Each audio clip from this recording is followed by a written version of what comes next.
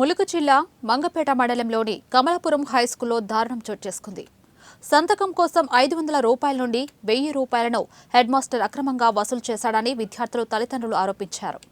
Old స్టూడెంట్కు ఫ్రీగా సంతకం చేయనని హెడ్ మాస్టర్ చెబుతున్నాడని విమర్శించారు. స్కూల్కి ఫండ్స్ రాకపోవడంతో డొనేషన్ వసూలు చేస్తున్నాము అంటూ బుకాయించాడని ఆరోపించారు.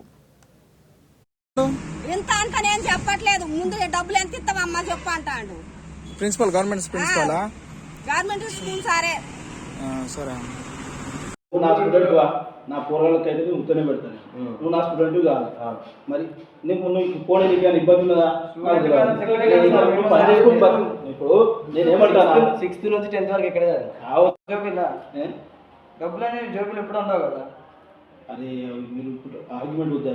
వాళ్ళు ముసలోళ్ళు అంటారు, పేదోళ్ళు అంటారు. వాళ్ళ రమ్మని పోగొడతారు. వాళ్ళ దగ్గర నువ్వు ఎందుకు వచ్చినప్పుడు నేను పెడతావు. ఇప్పుడు నేను ఓడిపోమంటాను. సిగ్నేచర్ చేసుకోకు. నాకు దానికి ఎట్లా మార్చుకోవాలి? ఎట్లా గవర్నమెంట్ వాళ్ళు ఎట్లా మాట్లాడతారు? అసలు మా గ్రామంలో కమలాపురంలో ఉండేది ఒకటే గవర్నమెంట్ స్కూల్. డిస్కషన్ అంటే డిస్కషన్ అంటే కాదు సార్. ఇప్పుడు మీరు కూడా మానవతను చూపెట్టాలి ఎవరికైనా. ఏం పర్వాలేదు.